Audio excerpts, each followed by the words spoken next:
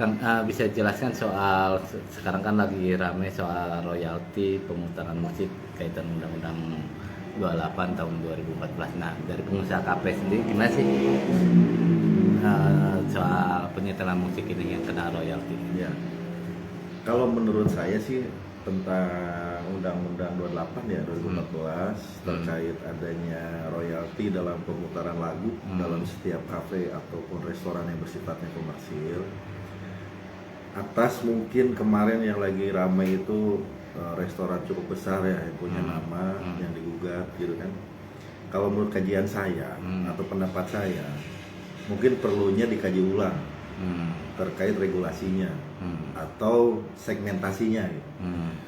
Karena kan kalau berbicara restoran mungkin restoran besar is okay karena dengan omset yang sudah begitu besar dan cabang-cabang yang sudah tersebar di seluruh Indonesia mungkin.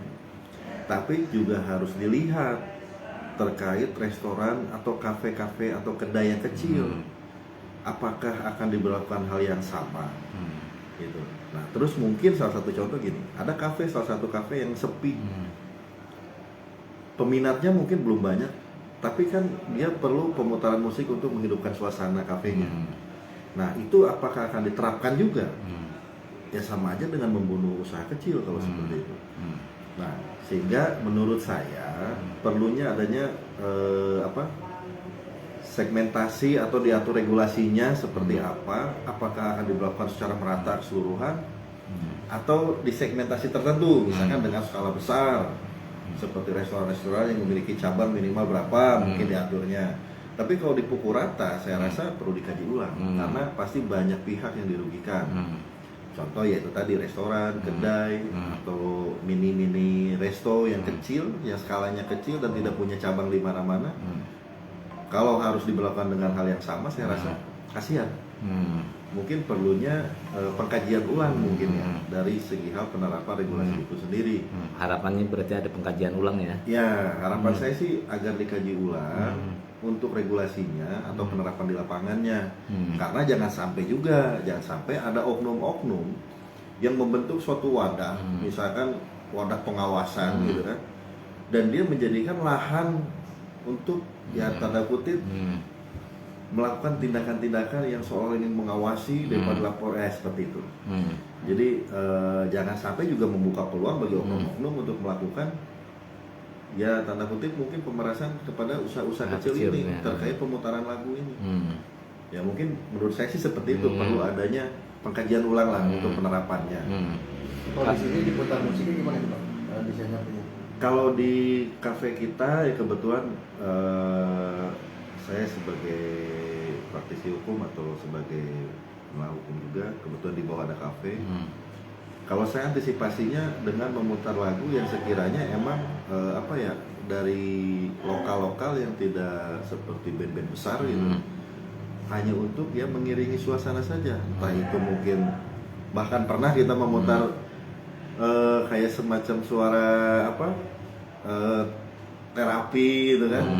Karena kita juga ya kalau kita mengerti hukum juga kita ngeri-ngeri sedap juga untuk memutar lagu-lagu seperti itu, karena ini regulasinya juga kita masih tanda tanya nih penerapannya mau seperti apa sih gitu. Jadi saya harap, kan katanya tagline-nya Indonesia ini kan gimana caranya untuk membuat investasi nyaman. Nah, saya harap berikan kepastian hukum untuk para investor yang membuka di usahanya di bidang F&B ini gitu kan. Ya kasihan yang baru memulai gitu kan, harus diterapkan masalah seperti itu pasti repot gitu. Kan kayak Kedai Justice sendiri kan sudah ada 2 bahkan mau 3 cabang ya. Nah itu ada penerapan regulasi atau aturan dari perusahaan ya secara khusus agar untuk mensiasati hal ini. Ya, saya pun sudah sampaikan kepada direksi atau yang mengelola agar lebih diperhatikan dalam pemutaran musik. Karena apa? Ya kita pun karena kembali lagi kita mengerti akan aturan itu sampai kita menunggu kepastian hukumnya seperti apa regulasi dan penerapannya. Sehingga diantisipasinya gimana? Ya itu tadi kita memutar suara-suara yang bersifatnya terapi angin, suara merdu apa gitu yang sekiranya saya rasa jauh dari klaim lah. Hmm. Kalau misalnya nanti ada yang datang atau mengklaim atau mengaku seperti apa? Ya paling saya akan pertanyakan juga, Ah. maksudnya untuk dari segi hal regulasinya juga kan. Ah, Kalau emang sudah ditetapkan gitu Ah. kan, coba dong gitu Ah. kan, misalkan diadakannya suatu selebaran atau apalah itu melalui dinas terkait untuk diberikan semacam edukasi atau pemberitahuan supaya kita ini sebagai pelaku usaha tahu gitu kan batasan-batasan kita itu di mana. Karena jangan pernah juga berpikir cukup dengan di medsos semua orang tahu ya lah juga. Kita butuh kepastian hukum juga, seperti apa aturan mainnya, regulasinya seperti apa.